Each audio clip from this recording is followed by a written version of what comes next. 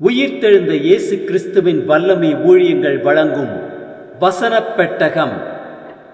இயேசுவே கர்த்தர். இயேசுவையே தேவன் ஆண்டவரும் கிறிஸ்துவுமாக்கினார். இயேசுவே ராஜாதி ராஜா, கர்த்தாதி கர்த்தா. கிறிஸ்துவே மரித்தோர் மேலும் ஜீவனுள்ளோர் மேலும் ஆண்டவர்.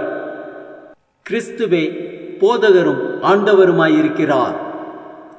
வசனப் பெட்டகத்தின் இன்றைய தின கருப்பொருள் ஊழியக்காரனாயிருப்பது. கர்த்தருடைய ஊழியக்காரன் சண்டை பண்ணுகிறவனாயிராமல் எல்லாரிடத்திலும் சாந்தமுள்ளவனும் போதக சமர்த்தனும் தீமையை சகிக்கிறவனுமாயிருக்க வேண்டும். ஊழியக்காரனாய் இருப்பதை குறித்ததான வேத வசனங்களை பார்க்கலாம். கலாத்தியர் 5:13 வாசிக்கிறோம், சகோதரரே, நீங்கள் சுவாதீனத்திற்கு அழைக்கப்பட்டீர்கள்.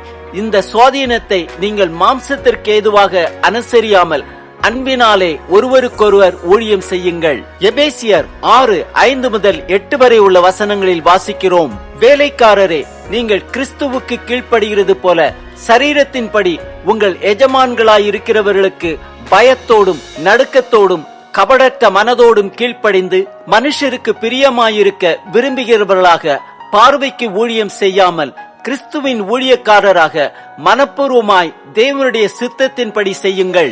அடிமையானாலும் சுவாதீனமுள்ளவனானாலும் அவன் செய்கிற நன்மையின்படியே கர்த்தரிடத்தில் பலனை அடைவான் என்று அறிந்து மனுஷருக்கென்று ஊழியம் செய்யாமல் கர்த்தருக்கென்றே நல் மனதோட ஊழியம் செய்யுங்கள்.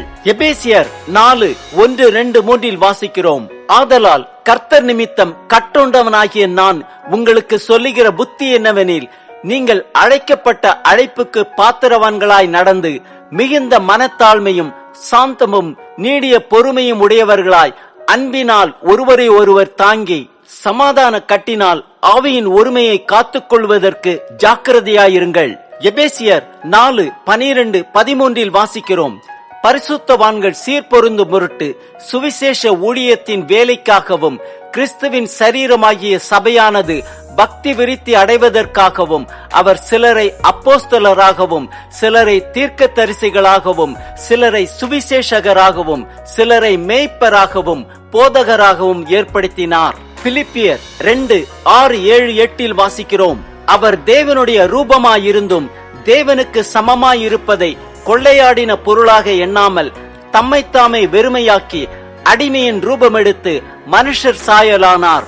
அவர் மனுஷ ரூபமாய் காணப்பட்டு மரண பரியந்தம், அதாவது சிலுவையின் மரண பரியந்தமும் கீழ்ப்படிந்தவராகி தம்மைத்தாமே தாழ்த்தினார். 2 தீமோத்தேயு 3:16-17 வாசிக்கிறோம், வேத வாக்கியங்கள் எல்லாம் தேவ ஆவியினால் அருளப்பட்டிருக்கிறது. தேவனுடைய மனுஷன் தேறினவனாகவும் எந்த நற்கிரியையும் செய்ய தகுதி உள்ளவனாகவும் இருக்கும்படியாக அவைகள் உபதேசத்துக்கும் கடிந்து கொள்ளுதலுக்கும் சீர்திருத்தலுக்கும் நீதியை படிப்பிக்குதலுக்கும் பிரயோஜனமுள்ளவைகளாயிருக்கிறது. 1 பேதுரு 5:2-6 வரை உள்ள வசனங்களில் வாசிக்கிறோம், உங்களிடத்தில் உள்ள தேவனுடைய மந்தையை நீங்கள் மேய்த்து கட்டாயமாய் அல்ல, மனப்பூர்வமாயும் அவலட்சணமான ஆதாயத்திற்காக அல்ல, உற்சாக மனதோடும் சுதந்திரத்தை இருமாப்பாய் ஆளுகிறவர்களாக அல்ல, மந்தைக்கு மாதிரிகளாகவும் கண்காணிப்பு செய்யுங்கள். அப்படி செய்தால் பிரதான மேய்ப்பர் வெளிப்படும் போது மகிமையுள்ள வாடாத கிரீடத்தை பெறுவீர்கள்.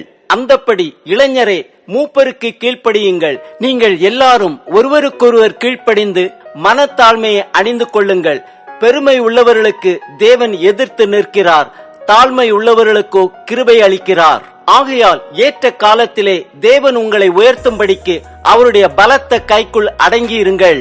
ஆம், கர்த்தருக்கு ஊழியம் செய்கிற நாம் சண்டை பண்ணுகிறவர்களாயிராமல் எல்லாரிடத்திலும் சாந்தமுள்ளவர்களாகவும் போதக சமர்த்தர்களாகவும் தீமையை சகிக்கிறவர்களாகவும் இருக்க வேண்டும்.